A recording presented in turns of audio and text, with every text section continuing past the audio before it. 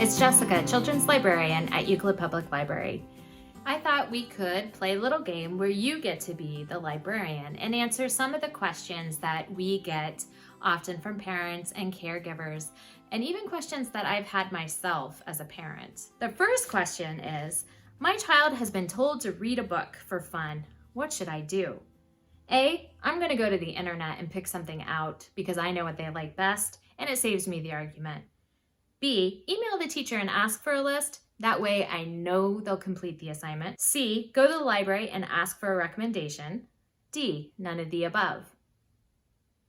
If you chose D, you chose correctly. Although librarians, we love being asked for book recommendations, when a child is given the assignment, what to read, we will make recommendations only based on what a child has told us. So we'll ask them what movies they like, what TV shows they like, what magazines they might read. Another thing that we do is we give them a list of books with their covers because we know the book industry uses pictures to get readers. And so our kids can tell us if they want to read a funny book or something with a little bit of fantasy, like dragons.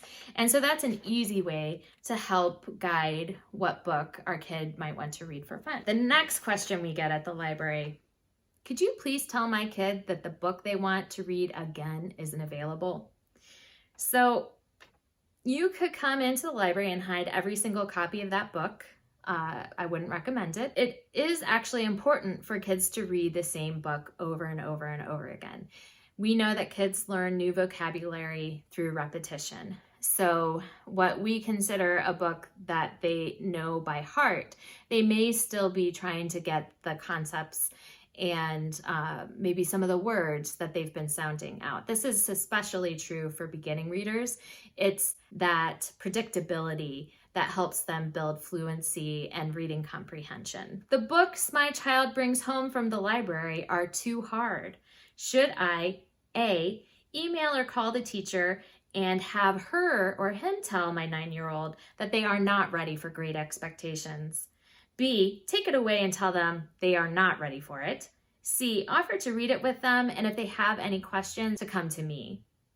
If you answered C, you are correct. It is hard when we see our child go to a book that they're attracted to because of something on the cover. Maybe they are picking out the book Creatures Great and Small because there's animals on the front and they love animals.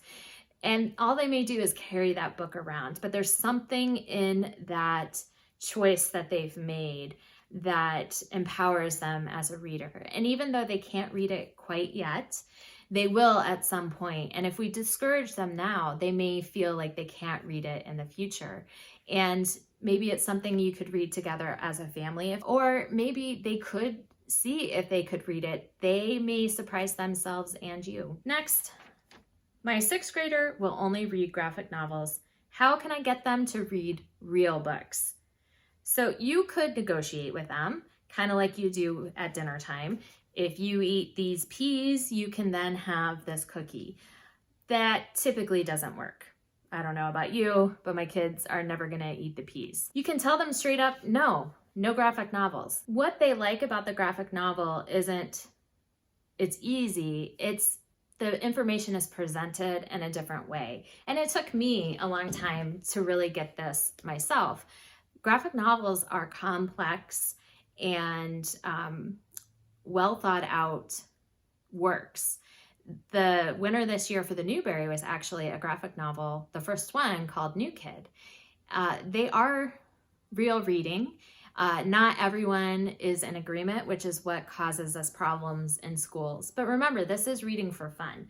So whatever your child chooses, as long as it fits in your family's values and rules, I think they should be allowed to read. True or false? Audiobooks, they aren't real reading, right? That is false.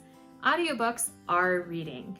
We can listen at a higher level than we can read. That is the only way that I've gotten through some of the classics, is by listening to them on audiobook. It is still engaging our brain in the same way that reading does. It's accessing our visual center and our reading comprehension and our language. It's just done differently. And for our kids who may have some reading differences, learning differences, maybe they're auditory learners, and that reading is what really helps them understand and comprehend the material. When our kids are reading for fun, we want them to be in the driver's seat. Especially with new readers, we want them to read books that they're comfortable with, that they're familiar with.